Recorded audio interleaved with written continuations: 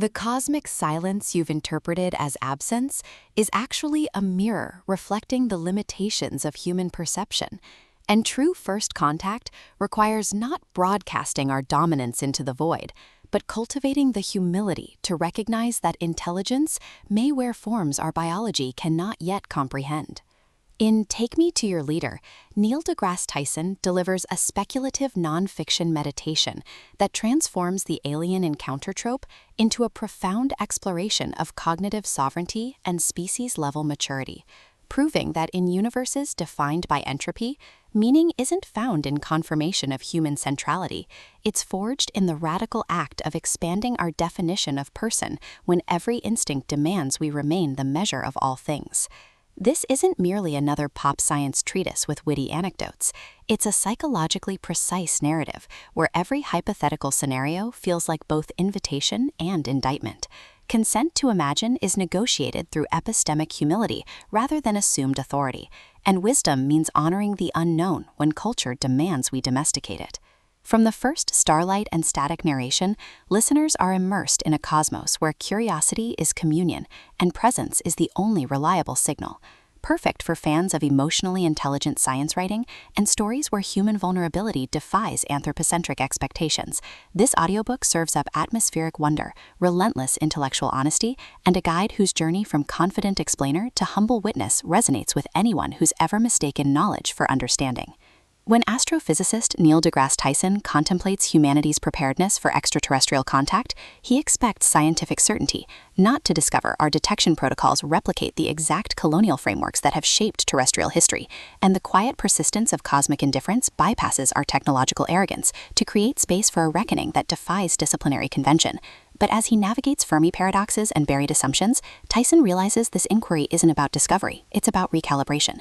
He masterfully avoids reducing aliens to speculative props or humans to inevitable protagonists. Instead, he crafts a narrative where astrobiology becomes therapeutic framework for species-level trauma, where consent is renegotiated through acknowledgement of limitation rather than assumed mastery, and where liberation requires seeing the universe as teacher before it consumes our narratives.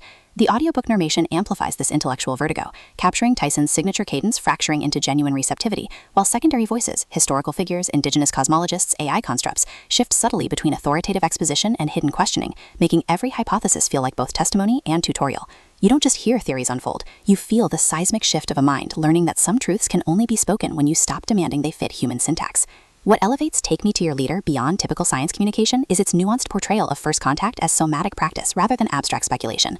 Tyson isn't merely calculating probabilities. He's confronting how Western science taught him to equate worth with measurability, challenging the notion that safety requires categorical certainty. His relationship with the unknown evolves through acts of radical reciprocity, sharing silences during cosmic contemplation that bypass performance, establishing rhythms that protect both scientific integrity and psychological safety, and defending the right to wonder against institutions that mistake ambiguity for failure. Supporting elements add vital texture: fellow scientists whose loyalty encodes suppressed doubt, ancestral traditions whose wisdom carries intergenerational weight, even the cosmos itself, rendered as living archive whose background radiation absorbs eons of unspoken questions. Every interaction reinforces the book's core truth. In epistemologies built on extraction, tenderness toward uncertainty is technique, and presence is the only sustainable resource. Even the scientific mechanics serve thematic depth, with Siegel detection mirroring emotional attunement and Drake equation variables becoming metaphors for earned trust. For audiobook listeners, this production is an immersive sensory descent into sacred curiosity. The narrator embodies Tyson's evolution with remarkable range, from polished authority to trembling openness during breakthroughs, while supporting voices are distinguished through vocal textures that honor diverse ways of knowing without caricature. Sound design enhances atmosphere without overwhelming immersion. Distant pulsar rhythms marking temporal scale, rain against observitude domes during vulnerable confessions, the hushed hum of telescope machinery syncing with breath during moments of clarity, all anchor existential stakes in tangible reality. Pacing mirrors the cadence of cosmic inquiry, deliberate during reflection and conceptual alliance building, then surging with urgency as external data collides with internal awakenings. Whether you're commuting through terrestrial landscapes or sitting in twilight solitude, the audiobook creates a portable sanctuary where slowness feels sacred and embodiment feels lifeline.